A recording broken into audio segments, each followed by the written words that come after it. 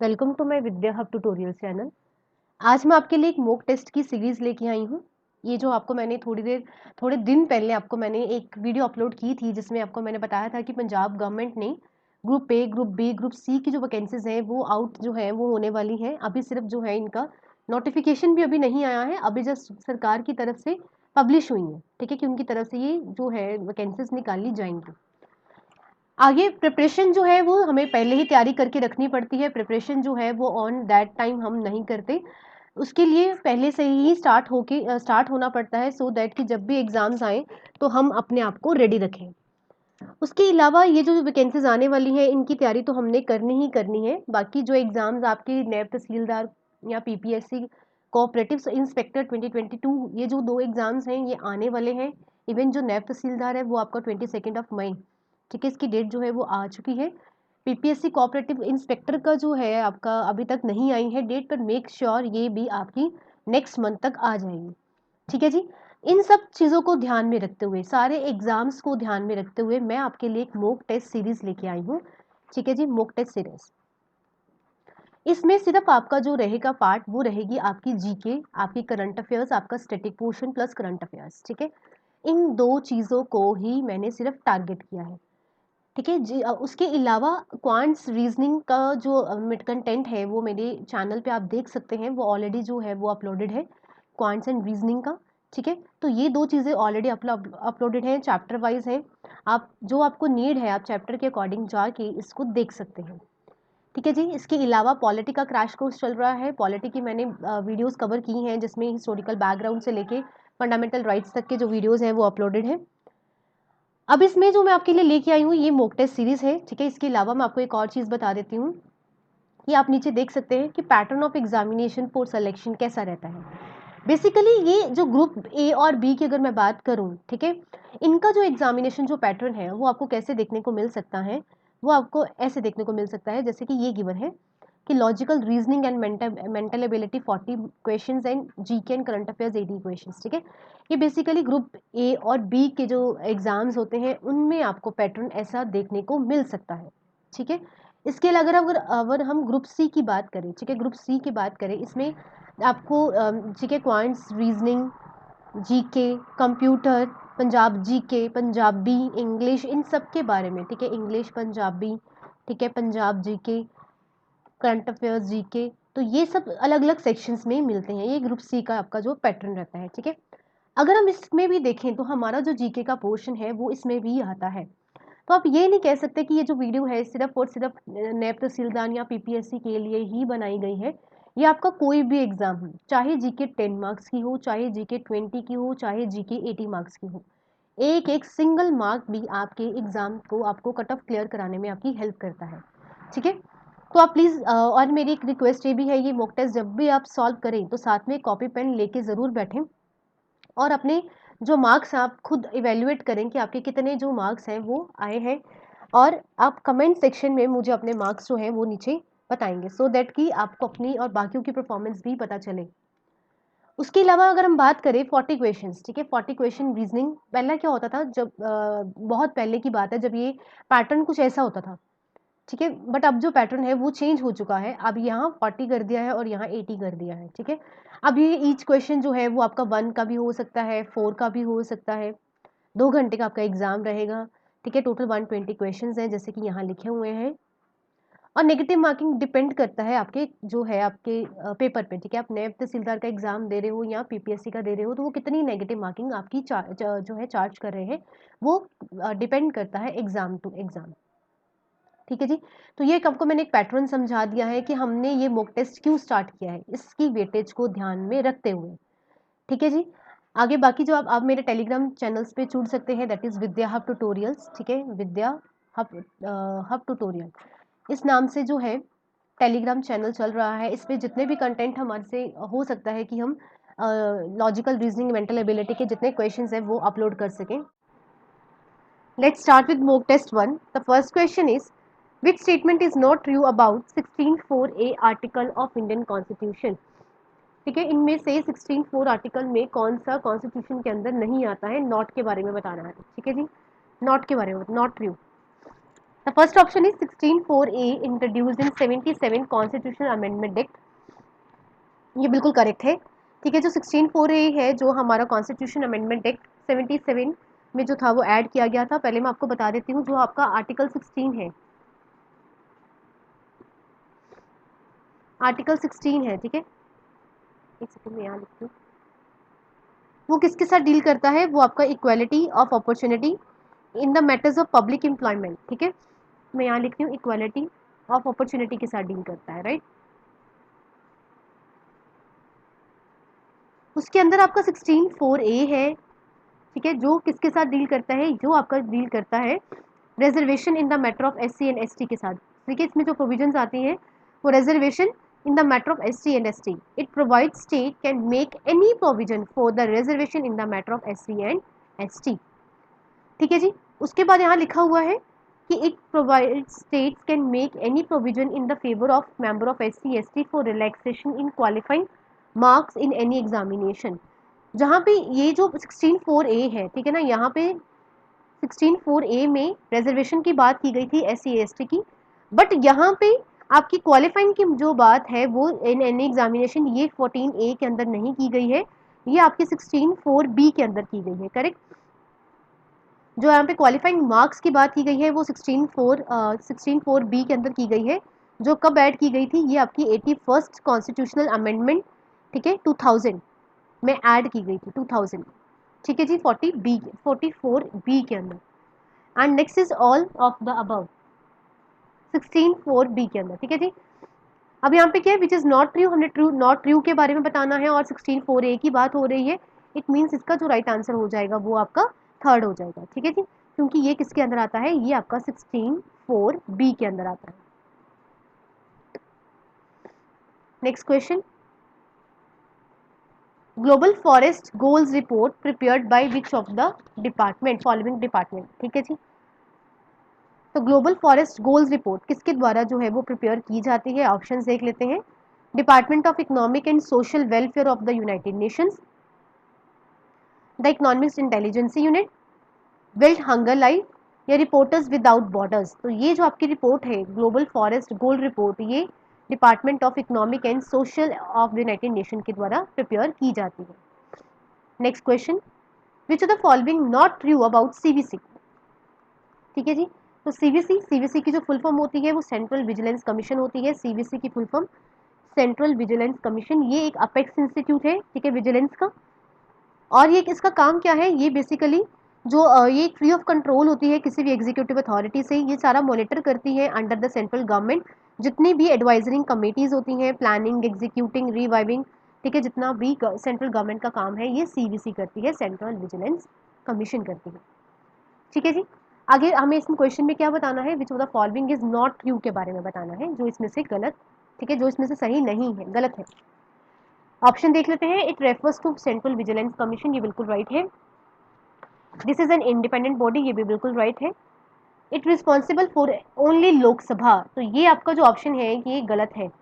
जो सीबीसी आपकी रिस्पॉन्सिबल होती है, ठीक है, ये किसके लिए रिस्पॉन्सिबल होती है, ये आपकी पार्लियामेंट के लिए रिस्पॉन्सिबल होती है। और पार्लियामेंट में कौन कौन आता है, लोकसभा आती है, राज्यसभा आती है, और आपकी पार्लियामेंट प्रेसिडेंट आ जाता है, ठीक है ना। तो जो आपको रिस्पॉन्सिबल होती है ये पार्लियामेंट के लिए रिस्पॉन्सिबल होती है, ओनली लोकसभा के लिए रिस्पॉन्सिबल नहीं होती। आगे जो सीवीसी है ये setup by the government in February 1964 on the recommendation of committee headed by के संथनन। तो ये जब आपकी सेटअप की गई थी सेंट्रल गवर्नमेंट के द्वारा, तो ये 1964 में सेटअप की गई थी, ये बिल्कुल राइट है। अब हमने बताना था नॉट ट्रू, तो नॉट ट्रू के हिसाब से आपका जो थर्ड वन है ये आपका राइट आंसर हो जाएगा, because it is responsible for the parliament. Next question, which of the following committees recommended the inclusion of fundamental duties in the constitution। ठीक है, कौन सी कमेटी की रिकमेंडेशन के साथ इंक्लूड किए गए फंडामेंटल ड्यूटीज, ठीक है, कॉन्स्टिट्यूशन में कौन सी कमेटी के साथ, रिकमेंड के साथ। ठीक है, तो ऑप्शंस देख लेते हैं। बन्ना कमेटी, रामास्वामी कमेटी, जर्की कमेटी, या स्वर्ण सिंह कमेटी। ठीक है, तो जो आपकी फंडामेंटल ड्यूटीज हैं, ठीक है, जो कॉन्स्टिट्यूशन में आपकी ऐड की गई हैं वो 42nd अमेंडमेंट 1976 में ऐड की गई थी, ठीक है, 1976। और ये किसकी रिकमेंडेशन पे, स्वर्ण सिंह कमेटी की रिकमेंडेशन पे ऐड की गई थी। Next, on which one of the following list of subjects can the parliament legislate, ठीक है ना, कौन सी जो पार्लियामेंट है इनमें से कौन सी लिस्ट को करती है, रेगुलेट करती है।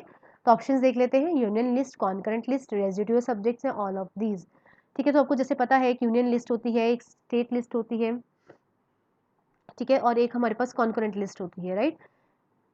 तो यूनियन लिस्ट होती है वो हमारी सेंट्रल जो होती है वो हैंडल करती है, स्टेट वाली जो होती है वो स्टेट करती है, जो कॉन्करेंट होती है वो सेंटर प्लस स्टेट मिल के जो है उस सब्जेक्ट पे काम करते हैं।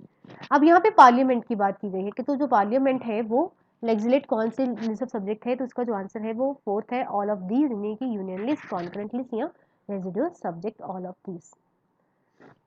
Eight a joint sitting of the parliament the bill has to be passed by, ठीक है। पहले अगर हम बात कर लेते हैं ज्वाइंट सिटिंग की, एक सेकेंड, ठीक है जी। तो बात कर लेते हैं ज्वाइंट सिटिंग की, ठीक है। ज्वाइंट सिटिंग कब बुलाई जाती है, कौन बुलाता है, ज्वाइंट सिटिंग क्या होता है, अगर लोकसभा से बिल राज्यसभा में गया है या राज्यसभा उसको पास नहीं कर रही है, राज्यसभा से फिर लोकसभा में गया है, तो बिल किस कारणवश जो है वो पास नहीं हो रहा, तो प्रेसिडेंट जो होता है वो ज्वाइंट सिटिंग बुलाता है, ठीक है। तो ये जो आपकी ज्वाइंट सिटिंग होती है, ज्वाइंट सिटिंग ये किस आर्टिकल के अंदर आती है, तो ये आर्टिकल 108 के अंदर आती है, ठीक है जी।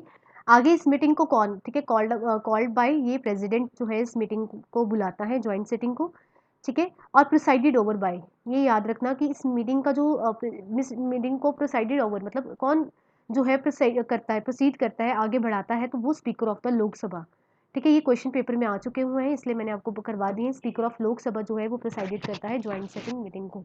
अब इसमें क्वेश्चन जो पूछा गया है, क्वेश्चन आपका ये है कि जो ज्वाइंट सिटिंग मीटिंग है, ठीक है ना, ज्वाइंट सिटिंग है पार्लियामेंट की, bill has to be passed by, तो बिल कैसे पास होता है ज्वाइंट सिटिंग के अंदर, तो ऑप्शंस देख लेते हैं, ठीक है। By a simple majority of the total number of member of the both houses, ठीक है। मेजोरिटी सिंपल रहेगी पर सारे के सारे मेंबर दोनों घरों के, यानी कि लोकसभा और राज्यसभा के, या फिर 2/3 मेजोरिटी रहेगी दोनों बोथ हाउसेस के मेंबर, या फिर सिंपल मेजोरिटी रहेगी, total number of members of both houses present, जो उस टाइम पे प्रेजेंट होंगे लोकसभा राज्यसभा के मेंबर एंड वोटिंग, ठीक है, जो वोट करेंगे, या फिर 2/3 of majority total member of members both houses present and voting. उसका जो राइट आंसर है वो आपका जो है वो थर्ड है, कि सिंपल मेजोरिटी के साथ साथ जो आपके टोटल नंबर ऑफ मेंबर्स होते हैं लोकसभा और राज्यसभा के प्रेजेंट होते हैं, या फिर वो, ठीक है जी। अब नेक्स्ट क्वेश्चन,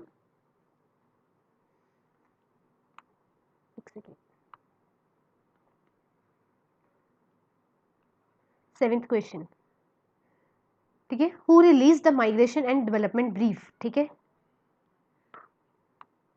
तो ये रिपोर्ट का नाम है, ठीक है, ये किसके द्वारा जो है वो आपकी रिलीज की जाती है, who release migration and development brief. तो ऑप्शंस देख लेते हैं, वर्ल्ड बैंक, WHO, RBI या ADB, ठीक है। पहले इनकी फुल फॉर्म देख लेते हैं, ये तो वर्ल्ड बैंक हो गया, ठीक है। नेक्स्ट है WHO यानी कि world health organisation, reserve bank of India, Asian development bank. आगे इसके हेडक्वार्टर्स देख लेते हैं, ये वॉशिंगटन DC में है वर्ल्ड बैंक। WHO जो है वो आपका जनेवा स्विट्जरलैंड, ठीक है, ये आपका मुंबई, और ये आपका मनीला फिलीपींस, ठीक है। तो मैंने आपको हेडक्वार्टर्स बता दिए हैं। अब ये रिपोर्ट जो है किसके द्वारा रिलीज की जाती है, तो उसका आंसर जो राइट होगा वो वर्ल्ड बैंक होगा, वर्ल्ड बैंक, ठीक है, migration and development brief. Next question, which country released a new 5 pound commemorative coin celebrating the life and legacy of the Mahatma Gandhi. तो कौन सी कंट्री ने 5 जो है पाउंड कॉइन जो है वो रिलीज किया है, ठीक है, ऑन द लेगेसी ऑफ महात्मा गांधी। तो ऑप्शंस देख लेते हैं, साउथ अफ्रीका, जर्मनी, ब्रिटेन या USA। तो उसका जो राइट आंसर है वो है third, that is Britain. Britain ने ये इशू किया है new 5 pound commemorative coin. Next question, climate change performance index 2022 released by whom, ठीक है। ये एक इंडेक्स है जिसका नाम है क्लाइमेट चेंज परफॉर्मेंस इंडेक्स 2022। तो ये किसके द्वारा रिलीज किया गया है, तो ऑप्शंस देख लेते हैं, German watch, WHO, food and agriculture organisation या Oxford poverty and human development initiative. तो इसका जो राइट आंसर है वो आपका फर्स्ट रहेगा, जर्मन वॉच, ठीक है, जिसका हेडक्वार्टर जर्मनी, WHO का मैंने बता दिया था Geneva Switzerland, and food and agriculture organisation का आपका रोम इटली, ठीक है। तो ये जो रिलीज की गई थी जर्मन वॉच के द्वारा की गई थी। अब हम आते हैं नेक्स्ट क्वेश्चन के ऊपर। The next question is COP27 ठीक है, COP27 under UNFCCC summit will be held by which of the following place. ठीक है, तो जो COP27 है वो कहाँ पे हुई है, तो मैं आपको बता देती हूँ। जो आपकी COP26 थी, ठीक है, जो आपकी COP26 थी ये आपकी ग्लासगो में हुई थी। ठीक है, COP27 जो आपकी हुई है ये आपकी इजिप्ट में हुई है, और जो आपकी COP28 है वो UAE में हुई है। ठीक है, ये आपकी 28 है, 28 है, ये आपकी बेसिकली 27 है, ये 26 है। ठीक है, मैंने आपको ऐसे लिख दिया है।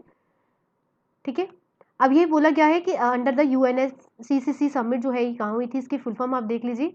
UNFCCC की फुल फॉर्म होती है यूनाइटेड नेशन, ये तो UN हो गया, United nation framework convention on climate change.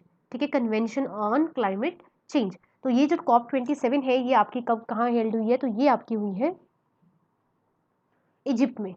ठीक है, तो इजिप्ट जो इसका 27, ठीक है जी, तो जो आपकी 27 होनी है वो कहाँ पे होनी है, आपकी इजिप्ट में। तो इसका जो राइट आंसर हो जाएगा वो आपका हो जाएगा थर्ड। तो मैं यहाँ लिख देती हूँ आपको ऑप्शंस में,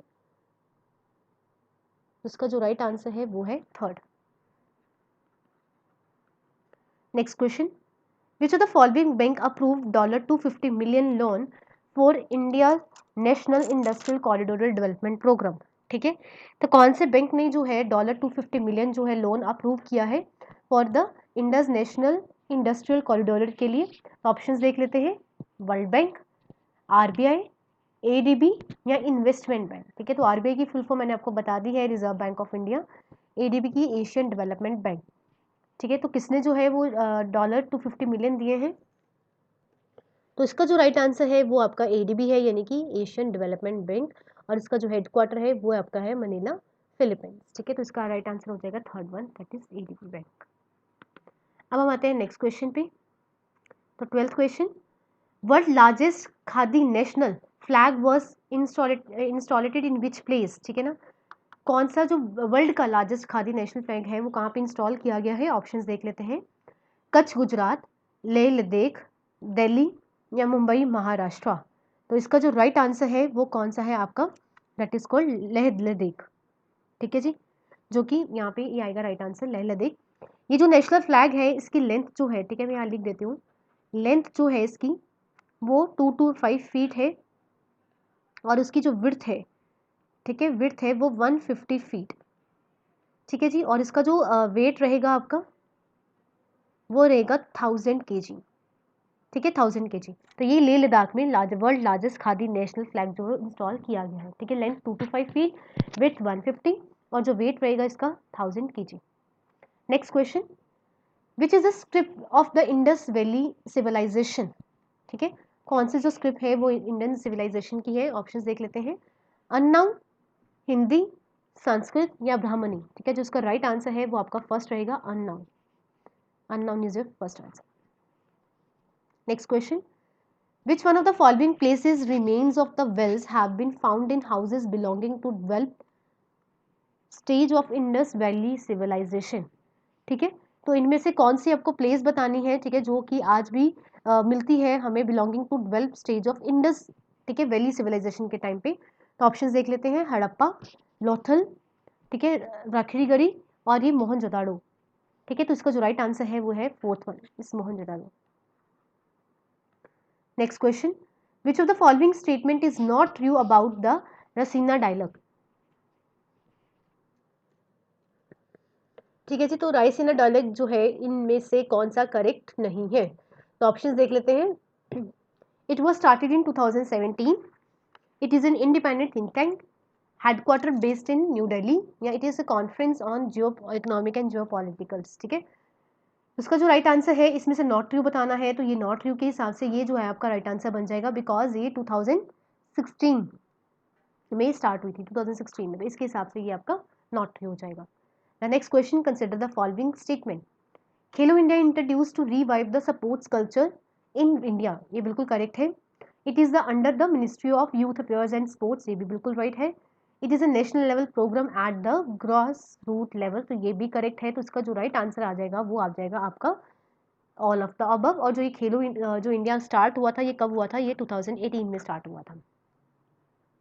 next question, which one of the following is true about Brahmo Samaj. ठीक है, ट्रू अबाउट ब्रह्मो समाज, तो it is a monotheistic sect of the Hinduism, बिल्कुल करेक्ट है।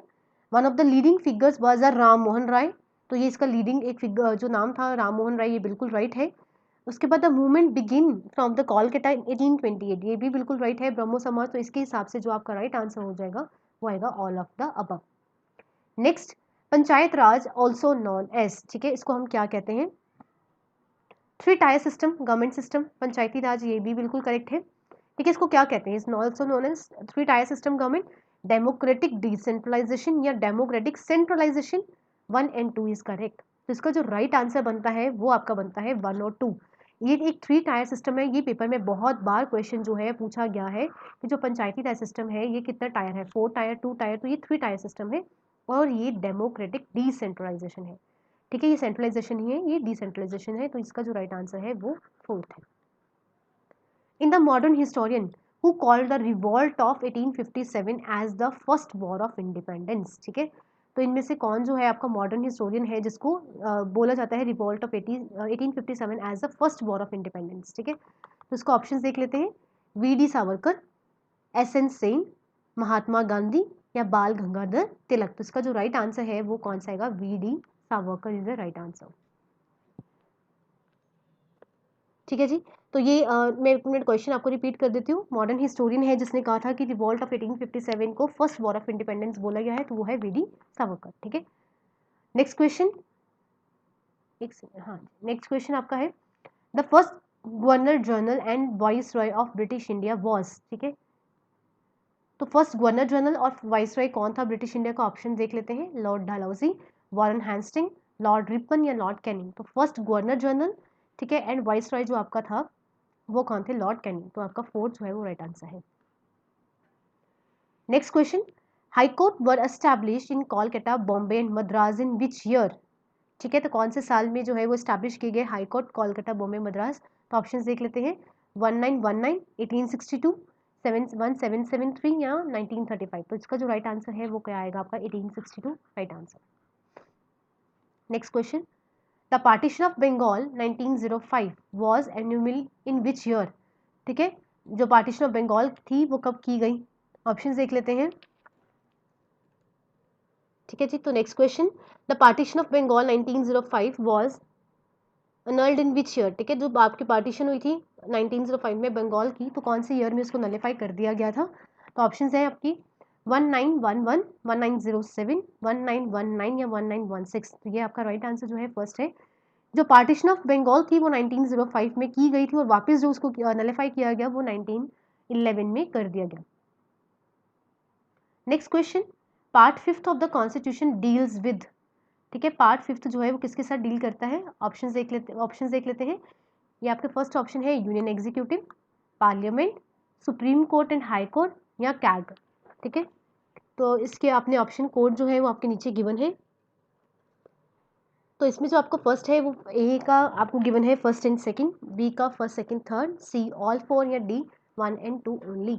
तो जो इसका राइट आंसर है वो आपका सी रहेगा, ऑल 4। ठीक है, part 5th of the constitution में इन सब की जो है डील किया जाता है, union executive, parliament, supreme court and high court and CAG. तो ऑल 4 जो इसका है वो राइट आंसर है। Next question, the advisory power of the supreme court of India implied that. ठीक है, ऑप्शन देख लेते हैं। इनमें से जो एडवाइजरी पावर है सुप्रीम कोर्ट की वो कौन सी है?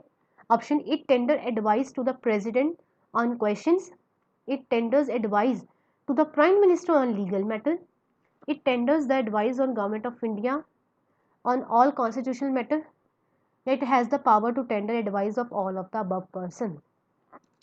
जो सुप्रीम कोर्ट का एडवाइजरी पावर है वो क्या आती है? It tenders the advice to president on questions. ठीक है, सिर्फ प्रेसिडेंट को जो एडवाइस देता है वो इसका एडवाइजरी पावर आती है सुप्रीम कोर्ट की। ठीक है जी, next question, which country celebrates the 50th बाई जे, ठीक है, तो Vijay Diwas on 16 December 2021 where president of India also invited. ठीक है, तो ये जो आपका ठीक है, कौन सी कंट्री ने ये सेलिब्रेट किया है 50 विजय दोबस ऑन 16 दिसंबर को? तो ये आपका किया है बांग्लादेश ने। तो फर्स्ट आपका जो हो जाएगा Bangladesh is the right answer. First 2+2 ministerial dialogue meeting in India held with which of the following country, ठीक है, इनमें से कौन सी कंट्री ने पहली बार 2+2 जो मिनिस्ट्रियल डायलॉग मीटिंग की है भारत के साथ?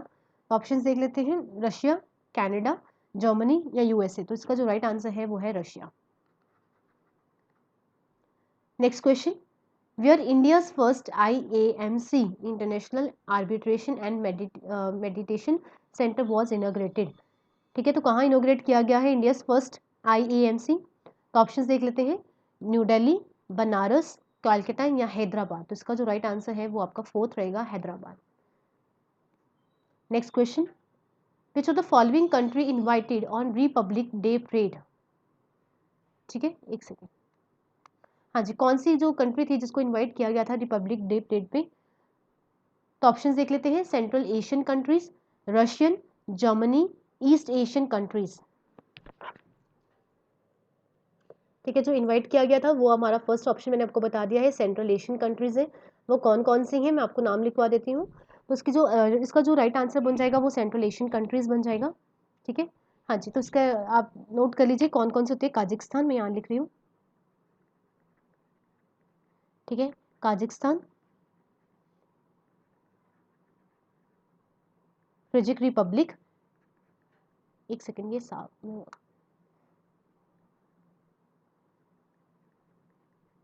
काजिकिस्तान, ठीक है, आप नोट कर लीजिए।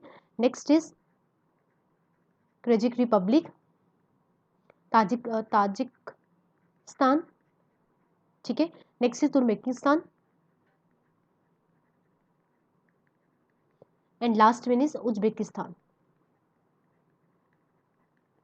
तो ये 5 कंट्रीज के मैंने नाम लिख दिए हैं जो सेंट्रल एशियन कंट्रीज में आते हैं, जो कि रिपब्लिक डे में परेड में जो इनवाइट किए गए थे।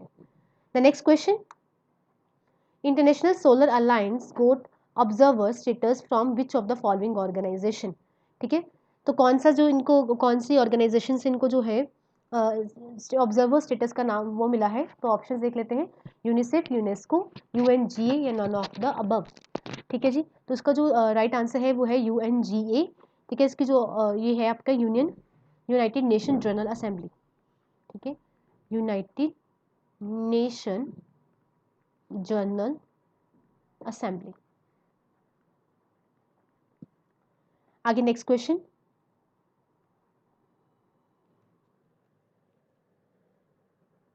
हाँ जी, Ken and Betwa rivers interlink project approved by union cabinet, both rivers were tributary which of the following river, ठीक है। तो केन और बेतवा रिवर है, ठीक है, ये इंटरलिंकिंग प्रोजेक्ट है, ये अप्रूव किया गया यूनियन गवर्नमेंट ने। तो ये दोनों जो रिवर्स हैं वो किसकी ट्राइब्यूटरीज हैं? तो ऑप्शंस हैं गंगा, यमुना, ब्रह्मपुत्र या नर्मदा। तो ये जो दोनों है, ठीक है, ये ट्राइब्यूटरी है, ये यमुना की ट्राइब्यूटरी है। और दूसरा, केन से जो पानी, केन में जो है पानी ज़्यादा होने की वजह से इसको जो है वो दिया जा रहा है पानी बेतवा को, ठीक है जी। तो ये इंटरलिंकिंग प्रोजेक्ट है जो कि अप्रूव किया गया है यूनियन गवर्नमेंट में। Next question, sustainable development goal index released by, तो option is NITI Aayog, RBI, home affairs या मिनिस्ट्री ऑफ फाइनेंस। तो जो सस्टेनेबल डेवलपमेंट इंडेक्स है ये रिलीज किया गया है बाय नीति आयोग। और नीति आयोग का चेयरमैन कौन है? ये आपके लिए MCQ है, ये आपने मुझे इसका आंसर जो है कमेंट सेक्शन में देना है। इसका चेयरमैन और CEO नीति आयोग का आपने मुझे कमेंट सेक्शन में बताना है। Next, when world fisheries day celebrated, ठीक है, ऑप्शन देख लेते हैं, 21 नवंबर, 10 दिसंबर, 1 मई या 4 फरवरी। उसका जो राइट आंसर है world fisheries day celebrated, that is 21 नवंबर, इसका जो है वो राइट आंसर है। Next, recently government give approval India's largest nuclear power plant, ठीक है, रिसेंटली गवर्नमेंट ने जो अप्रूवल दी है भारत का लार्जेस्ट न्यूक्लियर पावर प्लांट। तो ऑप्शन देख लेते हैं कहाँ लगेगा, दैट इज कॉल्ड, एक सेकेंड, ये आपका है ऑप्शन इज जयपुर महाराष्ट्र, नहीं Jaitpur, sorry Jaitpur Maharashtra, Kudankulam nuclear plant या Tarapur atomic power station Maharashtra या नन ऑफ द अबव। तो ये फर्स्ट रहेगा आपका इसका answer, Jaitapur Maharashtra. Next question, recently ministry of social justice and empowerment has formed a 3-member committee to review the criteria of reservation for EWS, committee headed by, ठीक है। तो ये कौन सी मिनिस्ट्री, पहले तो ये इंपॉर्टेंट है कि ये किस मिनिस्ट्री ने बोला है, ये सोशल जस्टिस एंड एम्पावरमेंट ठीक है। इसने 3 मेंबर की कमेटी बनाई है जो रिव्यू करेगी रिजर्वेशन फॉर ईडब्ल्यूएस के लिए, और इसको हेड कौन करेगा? ऑप्शंस देख लेते हैं। अजय भूषण पांडे, शक्तिकांत दास, ठीक है, अनंथा नागेश्वरम या उषा थ्रॉट। तो इसका जो राइट आंसर है वो कौन है? अजय भूषण पांडे। फर्स्ट इसका जो होगा राइट आंसर होगा Ajay Bhushan Pandey. Next, who is known as a nightingale of India. ठीक है, किसको बोला जाता है नाइटिंगेल, किसको बोला जाता है? ऑप्शन देख लेते हैं। लता मंगेशकर, विजय लक्ष्मी पंडित या सरोजिनी नायडू या नूरजहां। तो इसका जो राइट आंसर है नाइटिंगेल ऑफ इंडिया किसको बोला जाता है? तो ये बोला जाता है सरोजिनी नायडू। इसका जो राइट आंसर है हो जाएगा सरोजिनी नायडू। ठीक है, एक सेकेंड मैं अच्छे से यहाँ पे टिक कर दूँ। तो ये third one is your right answer. Next, RBI of India made legal entity identify number for cross border transaction for capital and current account digit of it. ठीक है, तो आरबीआई ऑफ इंडिया ने जो एक लीगल एंटिटी आइडेंटिफायर नंबर जो है, जो कि क्रॉस बॉर्डर ट्रांजेक्शन जितनी भी होती हैं, ठीक है, capital for current account both के लिए, तो कितने डिजिट का जो होगा नंबर होगा legal identity identifier entity identifier. तो ऑप्शंस देख लेते हैं 15, 20, 12 या 10। तो इसका जो राइट आंसर है वो सेकंड है 20। ये 20 डिजिट नंबर होगा। नेक्स्ट ऐप, इसका नाम है असिग्मा, लॉन्च हूम। ठीक है, किसने ये जो है ऐप है असिग्मा लॉन्च की है? तो ऑप्शन देख लेते हैं। Indian navy, Indian air force, BSF या Indian army.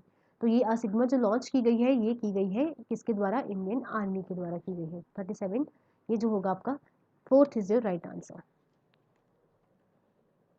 Next question, DRDO successfully tested a long range supersonic missile.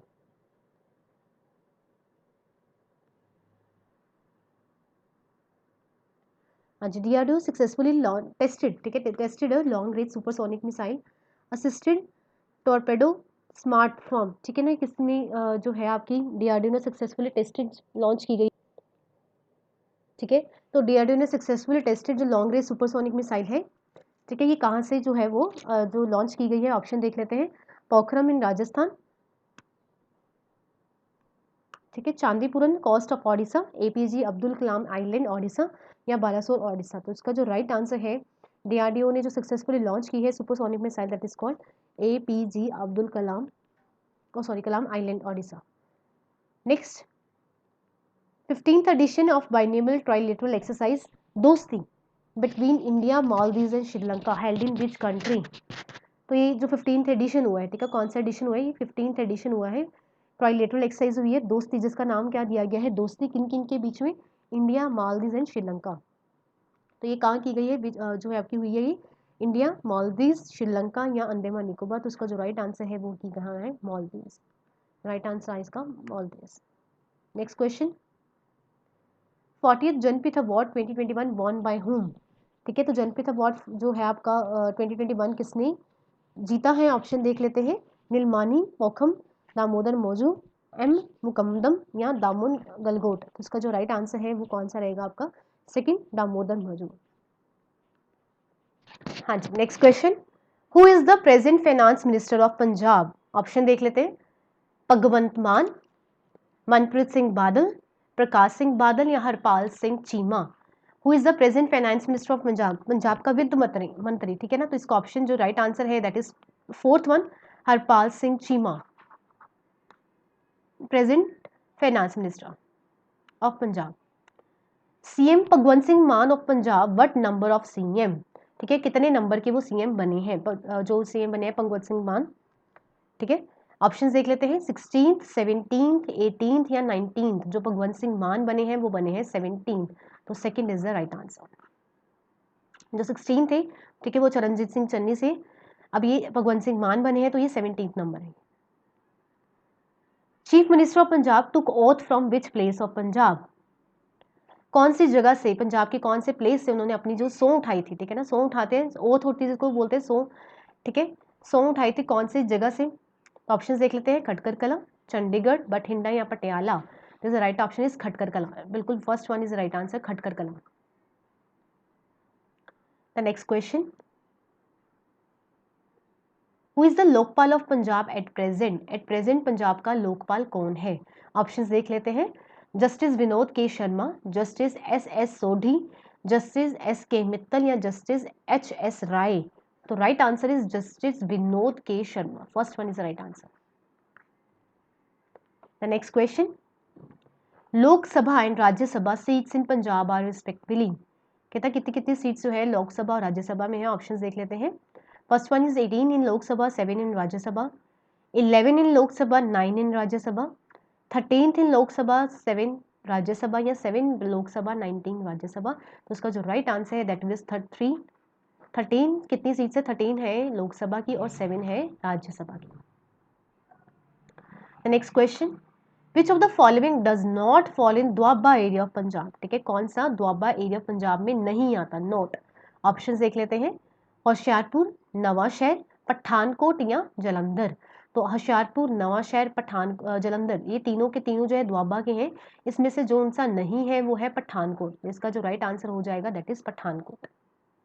Next question, which of the following is the smallest wetland of Punjab, ठीक है, इसमें यहाँ पे स्मॉलेस्ट की बात की गई है। स्मॉलेस्ट वेटलैंड कौन सा है, first is Kanjli wetland, Harike wetland, ठीक है, हुसैन वाला रिजर्व या माइली दाम, ठीक है। तो उसका जो राइट आंसर है that is called Kanjli wetland, जो smallest wetland of Punjab.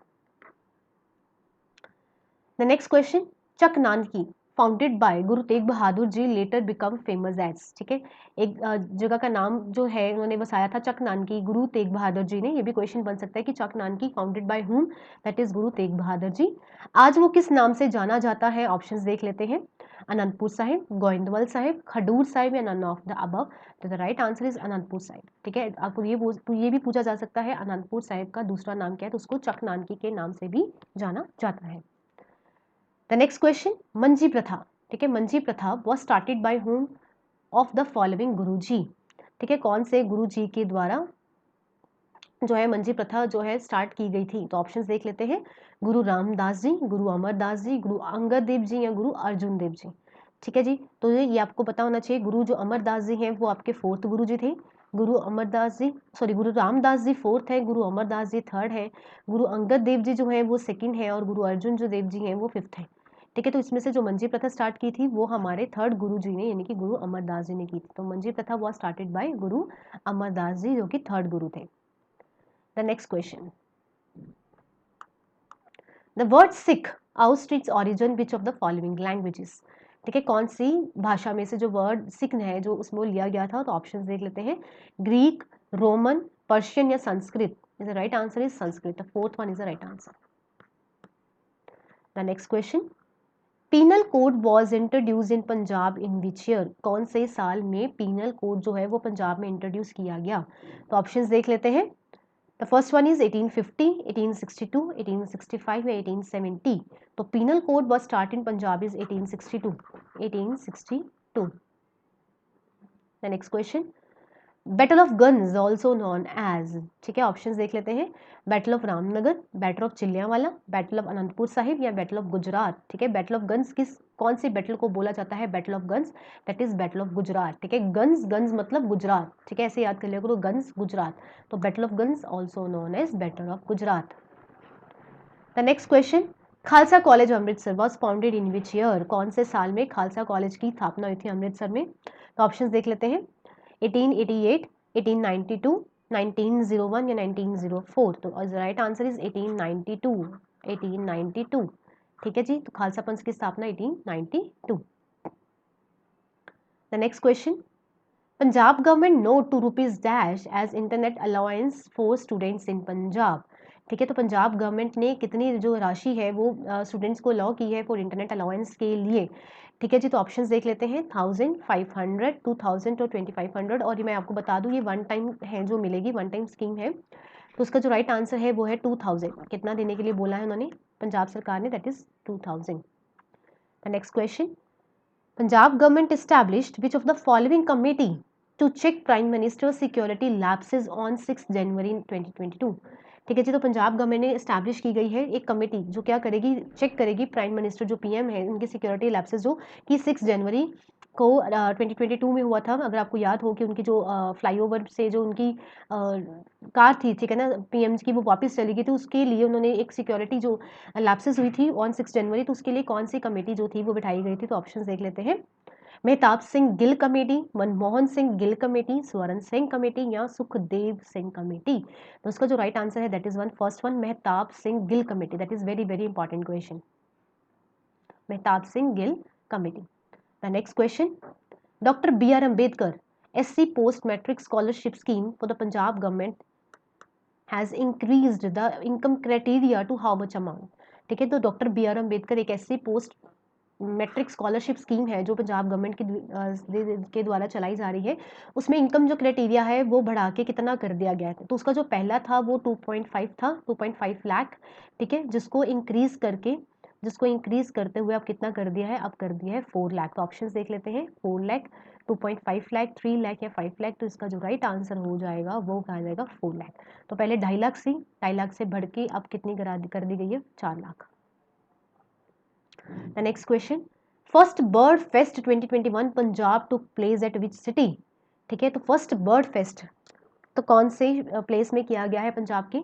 Options देख लेते हैं, अमृतसर, बठिंडा, रोपड़ या मोहाली? तो द राइट आंसर इज रोपड़। ठीक है, जो फर्स्ट आपका बर्ड फेस्ट हुआ है वो कहाँ क्या है, कौन सी प्लेस में हुआ है? रोपड़ में हुआ है। The next question, the Punjab skill development mission works under home? ठीक है, Punjab skill development mission works under home, जो पंजाब स्किल डेवलपमेंट मिशन है वो किस मिनिस्ट्री के अंदर आता है? ऑप्शंस देख लेते हैं, CM of state, deputy CM of state, governor या फाइनेंस मिनिस्टर? ठीक है जी, तो ये जो पंजाब स्किल डेवलपमेंट मिशन है ये किसके अंदर आता है? ये CM ऑफ स्टेट के अंदर आती है मिनिस्ट्री। कौन सी? Punjab skill development mission. Next, Mata Kaushalya Kalyan scheme aim to increase dash? ठीक है, जो ये स्कीम है ये किसके लिए है, क्या चीज़ बढ़ाने के लिए है? ऑप्शंस देख लेते हैं, birth of girl child, institutional deliveries या वुमेन एम्पावरमेंट या नन ऑफ द अबव? तो इसका जो राइट आंसर है वो है आपका इंस्टीट्यूशनल डिलीवरीज, बी इसका जो है वो राइट आंसर है। Next is which of the following is not an ornament used by Punjabi main? ठीक है, इनमें से कौन सा ऑर्नामेंट पंजाबी मेन के द्वारा यूज नहीं किया जाता? तो ऑप्शंस देख लेते हैं, सरपेश, गोखरू, लौंग या तख्ती? ठीक है, तो इसका जो राइट आंसर है वो है लौंग, क्योंकि जो लौंग है वो फीमेल्स के द्वारा यूज किया जाता है। बाकी सरपेश, गोखरू और तख्ती जो है वो मेल्स के द्वारा यूज की जाती है। तो क्वेश्चन में आपको पूछा भी हुआ था कि नॉट के बारे में बताना है कि जो इसमें से ऑर्नामेंट यूज नहीं किया जाता बाय द पंजाबी मैन। तो आंसर है इसका लौंग। ठीक है जी, तो ये आपकी एक वीडियो थी, एक आपका फर्स्ट मॉक टेस्ट था जिसमें आपको मैंने 60 जो क्वेश्चंस हैं वो मैंने कवर किए हैं। ठीक है, जिसके टोटल 60 क्वेश्चंस कवर किए हैं। आप अपने जो स्कोर्स हैं आप कमेंट सेक्शन में लिख सकते हैं, अगर आपको कोई क्वेश्चन में प्रॉब्लम है वो आप कमेंट सेक्शन में लिख सकते हैं।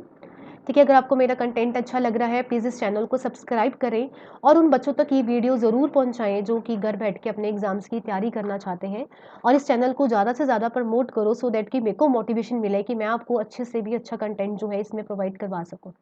Thank you so much for all, thank and keep watching. Thank you.